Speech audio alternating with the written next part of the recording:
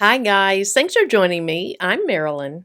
I have been all about sublimation lately. I am just so in love with it. It's so much fun and so easy. So I ordered these sublimation blanks. They're keychains off of Amazon recently, and I'll show you these during the video. As always, I'll drop a link in the description of the video so that you can find this product if you'd like. Now, I don't want to talk a long time. Let's just jump into the video. But hey, if you haven't subscribed, please consider subscribing and then tap that bell and select the all option so that you get notified anytime I upload new videos. Before we start on the sublimation, I'd like to show you a couple of things. First, these are the keychains that I'll be using in my video. You get 18 keychains for at least the price when I bought them was $21.99. So for a little over $1 a piece, I didn't think that was too bad. And then here's the designs that I'm going to use today. Now on these two with a full background, I made the background slightly larger than 2 inches, which is the size of the keychain, so I'll be able to see where to lay it down.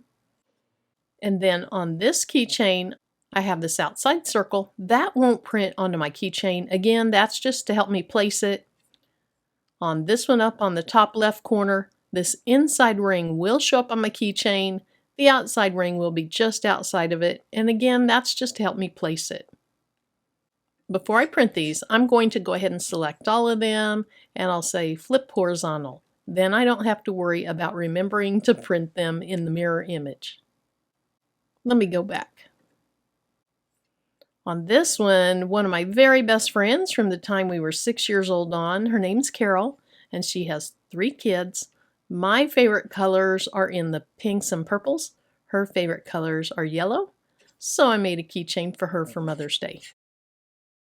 Alright, so now I'll go ahead and flip those horizontally. And I will say make it. Now I could have mirrored it right here, but I already did it, so I'll continue on. I'll hit continue and then send to printer. Now I want to use the dialog of my printer. So I click on this right here, and actually I want to take the bleed off. I don't want any excess ink outside my design. Then I'll select Use System Dialog. Then I'll click Print. And it does tell you after clicking Print, your dialog is probably back behind here somewhere, and I can see it right here. So let me go ahead and click on that and drag it over. I'll select the right printer, and then I want to go ahead and say best quality. Now I can click on print. Then I'll turn the camera around so we can watch it print. This is the printer that I use for sublimation. It's an Epson EcoTank 2760. Now this was not designed to be a sublimation printer, but you can convert it to one by putting sublimation in the tanks instead of the ink that comes with it. I do have a video showing how to do that, and so I'll link to that in the description below. Then today I'm going to use Koala brand sublimation paper. I have a partial sheet, and so I've just taped that to a regular piece of computer paper so that I don't waste it. On Koala brand paper, the back side has their logo printed on it, and the front side is blank. So you just lift up this little flap here, and you put your paper in blank side forward. Now my printer tells me that there's a firmware update. You just click OK. Then it says the paper doesn't match your paper source. You click OK. And the last thing is it asks you, do you really want to continue printing? Once again, you click OK.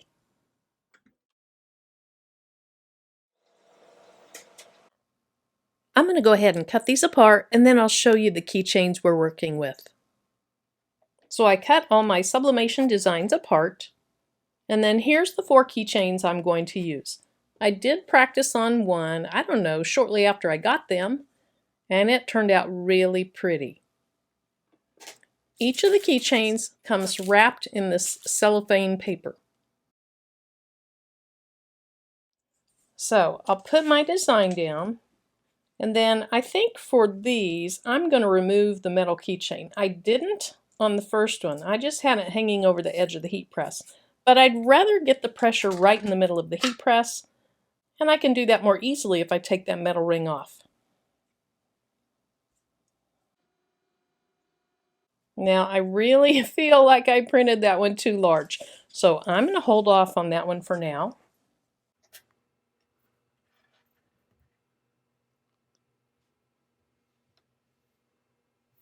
Okay, that looks like the perfect size, just a little larger, but still none of the important part of the design is missing or outside of the keychain blank.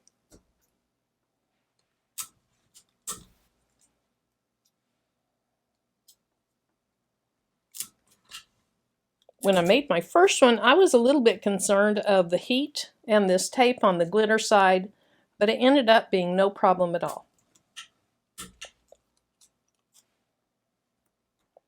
And then before I put them in the heat press, I'll go ahead and take the metal off each one.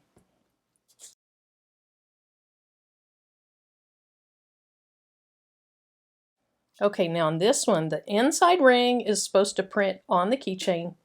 The outside ring is not.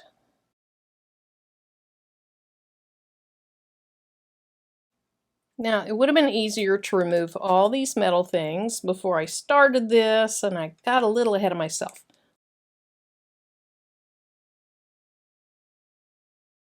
All right, so I'm going to reprint this, get it taped in, and I'll meet you at the heat press. Now, I'm going to start with the animal print one with the M for my initial.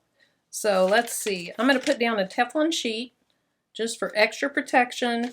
The blowout paper should be enough.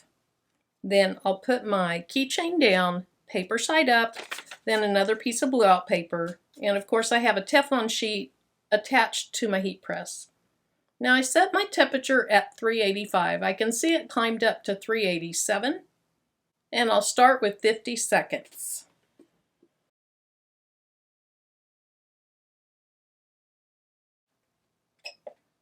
And then before I do my others, I'll check to see if I think these were good settings. All right, let's go ahead and take a look at these. Now, one thing, when I was carrying this one over, this is the one that says Mom, there was nothing showing through the top. So I don't know if I had it upside down. I'll know when I go back to edit my video, but there was nothing showing through, and that just is not normal.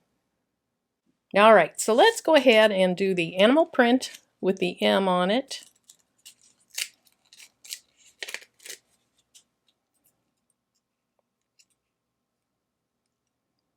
Now I wonder if that's paper still on, or the backing of paper on this.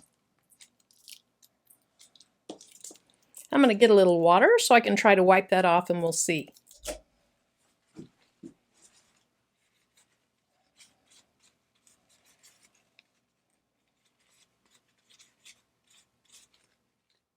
That's exactly what it was. It was just some of the paper backing still stuck to the keychain. So that's good. Now, it didn't really go around the edges. So you might not want to do an all-over design where it's really dark out toward the edges, just in case you don't think that's a good look. But all in all, that turned out really pretty.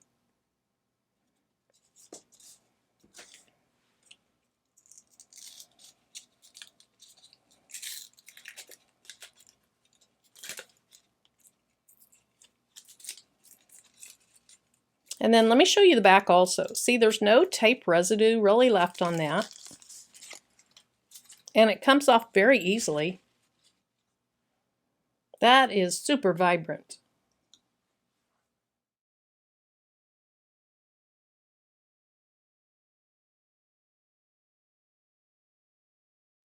Somehow I got just a little bit of ink off to the side there, but that is still super cute.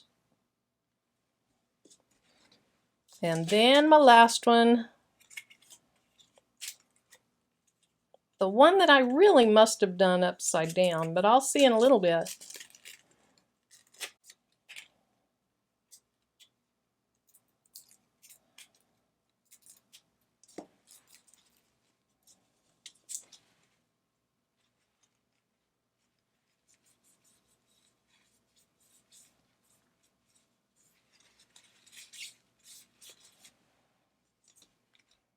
Now, when I did my first one, I didn't have to wipe anything off the back, and I peeled it off when it was really hot. So I'm wondering if, as those cool off, if that's what's causing a little of the paper backing to stick.